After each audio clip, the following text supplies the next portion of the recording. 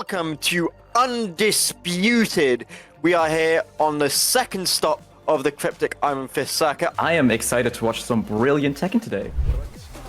Yeah, great to get back in there. And one thing I wanted to mention, Lee-Sim, is I think Claudio's hop kick could be a big factor in this matchup because, as far as I know, that does catch AOP, correct? That does catch AOP. Sidestep AOP, sometimes not. But Claudio has a lot of moves to catch Xiaoyu's stances. Her back turn game basically gets negated by hop kick.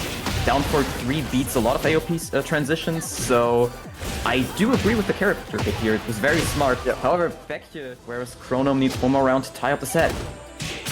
Yeah, nice punish from Chronome there. And a nice low block and punish from Lekabeka right back at you. Let's just see what happens in this infraction here. The jab and the low check counts hit. That means that Lekabeka is going to get the advantage in this one, but a good sidestep from Chronome, listen. Chronome has been implementing the 3D movement a lot, but does not react to the snake edge. No! It's gonna be so much damage. Guaranteed hit on the low. Plus flames. One more mix-up will do it. Game one. I mean, as well as that, I think both of these players, with both their characters, will want to, be in charge of the offense here. Obviously, Reina with her engaged tools and going into stance mix-up pressure, and, Lars with essentially the same thing, right? So both of these characters have the same sort of ideals that they want to execute. But we'll have to see who can either execute them better or stifle the opponent's game plan, right, Leroy? Yes, exactly. And speaking of executing their game plan, the Heaven's Wrath 2 will be able to break both players having had to read on each other the entire time. Both players not afraid to commit to their options, and it might just be another big round of wall breaks and launches. No, misses the punish. Sidestep. Yeah. Zysys taking the offense here, but doing a couple of safer moves to stop Atastic getting their turn back. And it's good option coverage from Zysys right now, actually slowing down to mix up the timing for Atastic. And there's the punish you were waiting for, Leroy. Exactly, gets the full crouch down for 3, does not break the wall though. Luckily does not get countered by full crouch down for 2. The wall infinite! Oh, no way. No break! Hell sweep! Ninja Mind Control versus Ana Mind Control here. Poppy Nash starts up with the launch, gets to the wall, decides to go for Oki. Ooh, nice! Nice with the spin, maneuvers out of the wall and gets balcony break themselves, Schizophrenic. Gets to the wall, whips the wall combo though. Nice patience with the punish. Slide low.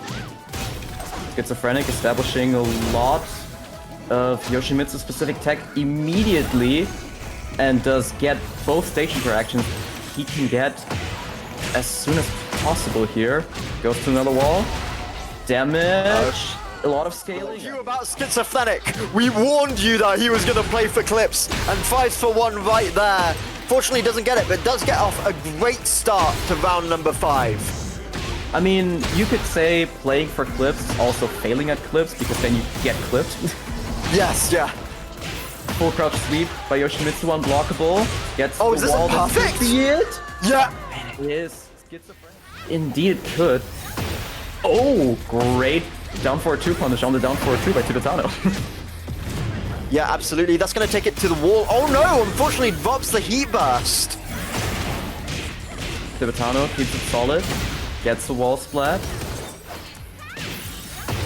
Oh, Schizophrenic spins the wrong way, actually. Spins into the wall.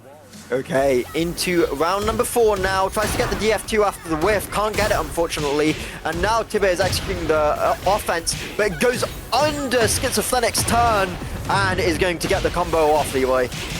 Yeah, you have to let that. Schizophrenic did the start of the 10 hit, and Tibetano just interrupted with a high-crushing counter-hit launcher.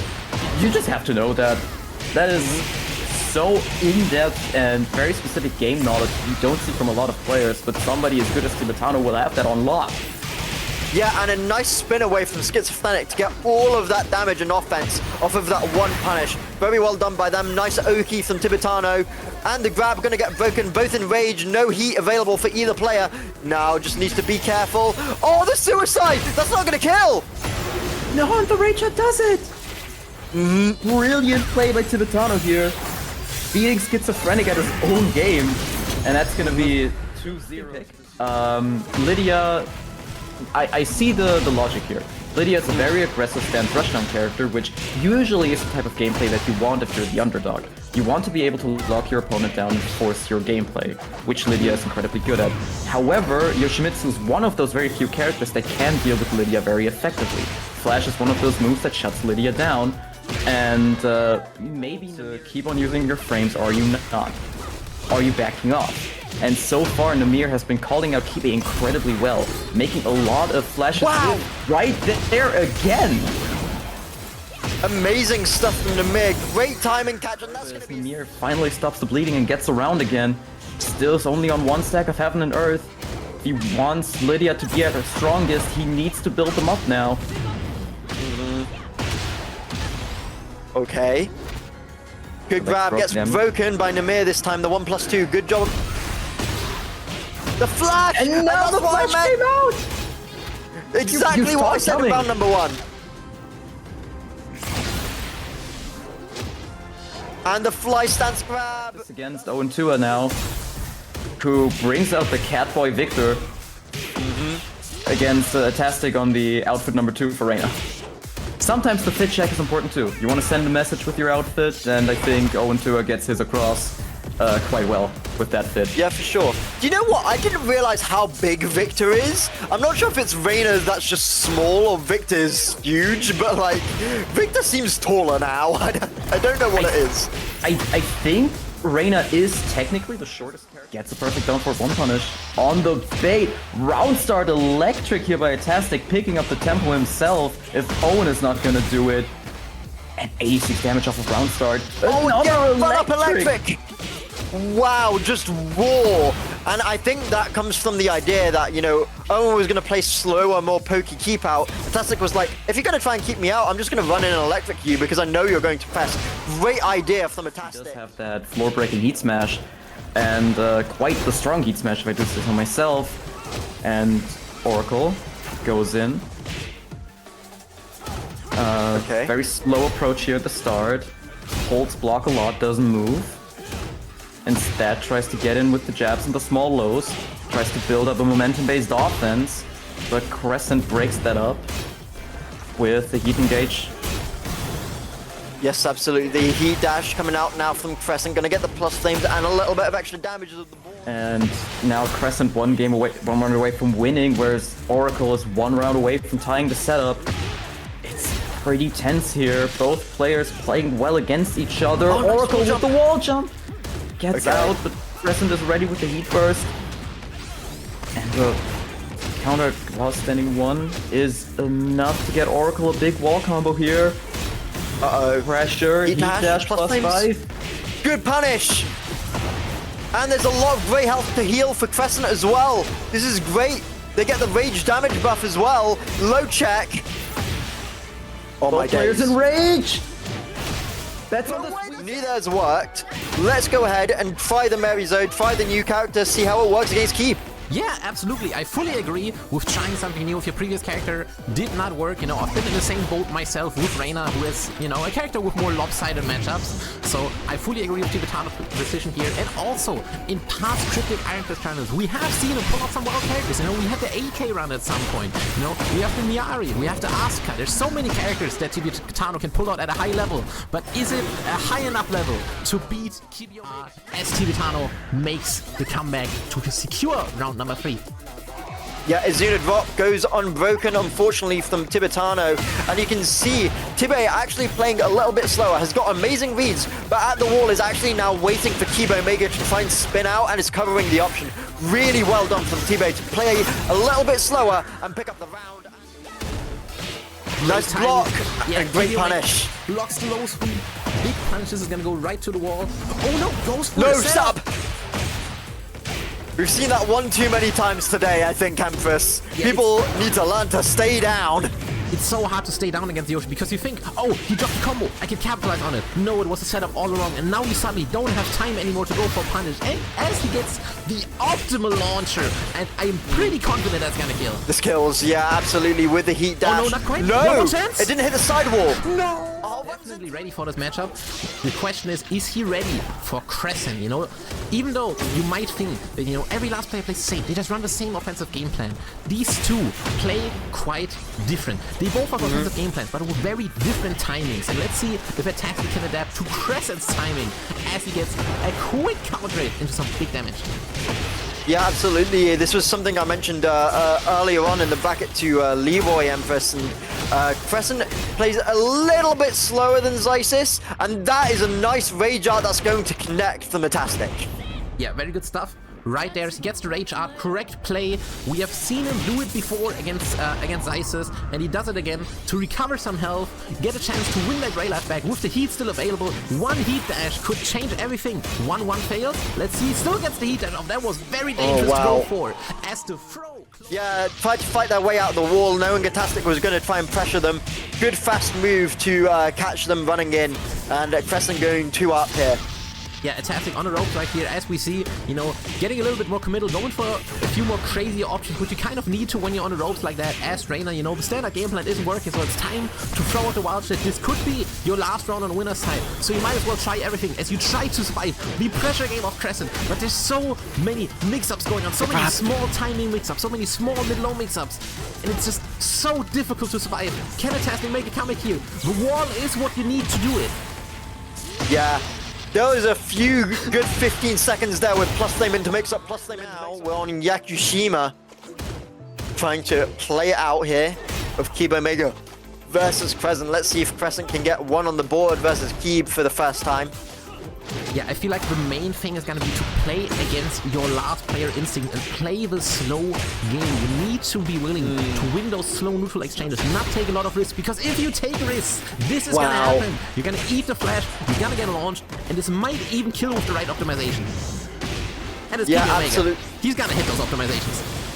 Yeah, looking to get the wall. Around this time, Kibi Omega with incredible movement, incredible timing reads, is 1 round away from moving into the main event. Tries to get a reset, does Kiba Omega after the realignment, but unfortunately doesn't get it. Does get the unblockable low though, and that's going to take it to the wall. And this is looking so dangerous for Crescent. They're already in rage on the potential final round of the set. No! But the game count is 67-64, which is literally 51% Oracle's way. That's it. It's essentially a 50-50. Also, are my eyes deceiving me? Is that Tibetano on Brian? It is Tibetano on Brian. Did someone take over his account? Is this still Tibetano?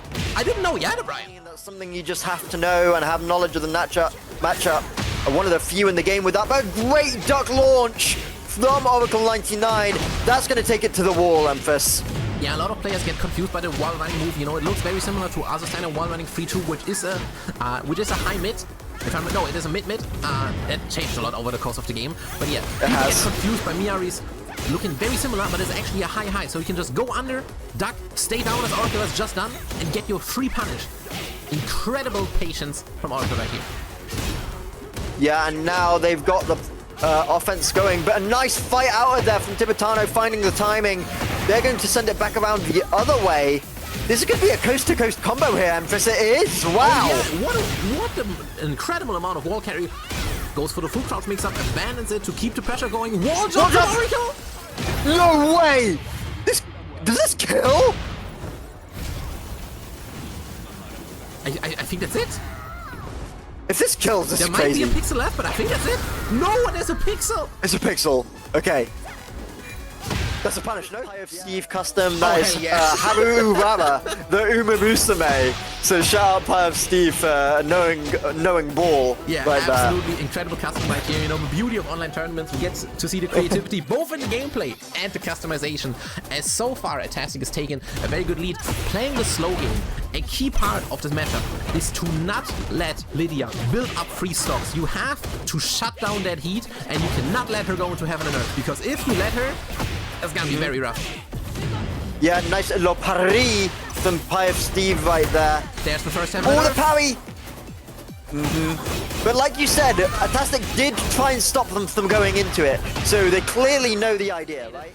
We're hoping for a comeback here, but Pie of Steve is just looking so strong right now. All the right timing reads, all the right counter hits, and just very solid anti-Asuka defense. Yeah, absolutely. Pie of Steve unfortunately whiffs one, and that allows Atastic to get a full combo, full launch on the whiff punish. And this is good damage right now. AA. Down 1+2, that should be guaranteed. Yes. In my words, but can you react to it? Okay. Going to activate heat off of the jump, and that's going to be a nice launch. Just has to let Lydia play her stance, getting 3 stocks build up. This is a very rough situation now. Guaranteed 50-50. What is the option? Gets himself in the power push last game. Yeah, that's it. After a great top 5 performance, as we see. Who moves on into the top 3? Pie of Steve against Oracle 99. If I remember correctly, this is Spain versus Sweden. So let's see which country is gonna take it. I feel like also they are the last representatives of the country remaining in the tournament. Okay, and this is the thing as well. The points difference between, you know, getting 4th and getting 3rd is quite big. It's 30-50, so it's a massive, massive difference. And as well as that, you know, the prize pool difference, you get double the money for coming 3rd than you do for coming 4th. 10 euros, 20 euros, so massive, absolutely. massive. Not only is there money on the line, there are points on the line for the Iron Fist circuit and the great finale with Crown of the Strong, which is gonna be one of the largest Tekken 8 online tournaments so far. You know, huge amount of prize money. You definitely want to be in there, and both of these players are still fighting for their spot in it as Oracle gets the guard break and takes the round. 1 second, yeah, my days. Let's see who takes the advantage on this even set right now. Pie of Steve definitely looking like he figured something out about Oracle, but Oracle always ready to make the right adjustments back. Lowest block, big punish, 34 damage. Oracle in the life lead with heat available, low heat smash. Oh, the blast. Yeah, that's going to blast as well. This is going to be such crazy damage. We've already seen Oracle turn it back around to the wall splat to get extra damage here. Now has time for a setup. It's so from the top 3. Good block and punish from Oracle. Oh my days. Treble stuff right here. Wants the combo optimization. Decides to opt for the corner positioning. We're going to see more mix-ups here. Low heat smash and wall blast. Yeah, that's blast. This is so dangerous for Pie of Steve. I don't think they can get out of this one. This might be a perfect Side wall emphasis. saved him. Side wall saved him. One more chance. I'm not sure if that's Akatsuki Blitzkampf or Tsukihime. For the cosplay that Crescent is doing here. I am not enough of an anime fan to recognize the reference, but what I can say, it is a clean flip and a clean combo as Crescent gets the first launch of this very crucial losers final set. Absolutely. Let's see what game plan is here. So 1-1-1. far, quite the fast game, you know, the territory that Crescent is very comfortable in. Just offense, offense, offense, buttons, buttons, buttons, to the slow delayed poke pressure. Oh my days, how do you even deal with that, Crescent? When do you press? When do you block? That's the thing that is very underrated about Oracle as a player, is just that fundamental knowledge also translates to offense. He just knows what he can get away with and what he can't, as Crescent is struggling to find an opening to stay alive, trying to find out this is actually the right choice. This is an absolutely incredibly strong matchup for the Claudio player right here. So on paper, it has the advantage. The problem is Kibi Omega, so much experience against the best Claudios in the world. So, and Oracle, you know, plays Claudio very much as a secondary. So despite being one of the strongest fundamental players, not even only in Europe, but in the entire world, the question is, are you that good with Claudio? Yeah, absolutely. But the thing is, the fortunate part about this is Oracle has time. It is a first to 3 or best of 5. So there is still time to switch characters if the Claudio doesn't work out. And we are here in the grand finals of Kibi Omega versus Oracle 99. Right now, it's looking relatively even.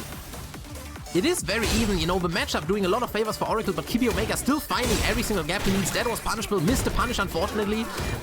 Oracle trying to find the opening he needs. Life lead on Kibi Omega's side. There's no time. No way. 2-1 against Kibi Omega. One more. It's gonna do it and secure that first game, and every game counts. You can't let Kibi Omega get any games. That first set basically needs to be a 3-0 sweep to have any chance of beating a player this strong. Nice side step away. It's looking very good right now for Oracle 99. And that's But I think it is definitely favoring Kibi Omega, you know. We have more enclosed spaces. Claudio, in my opinion, and from my own personal experience, really likes to work with space. And you don't have a lot of that on this stage, one of the smallest stages in the game, when it comes to the rectangle layout. As so far we have an extremely even game in the first 20 seconds. Kibi Omega finds the heat engager. Yeah, and the grab as well. There's unit drop coming through. Has heat as well to spend. It is going to spend it on the plus flames and the setup. Not done yet. Yeah, for sure now. Ooh, what a flow. Nice flow. Deep Oh my anti-Yoshi character knowledge, knowing that he only has one option to beat you right here. Oracle is ready for it. But the spin, unfortunately, the hit drops. Yeah, and the thing is, Claudio gets a lot of good stuff out of float, actually.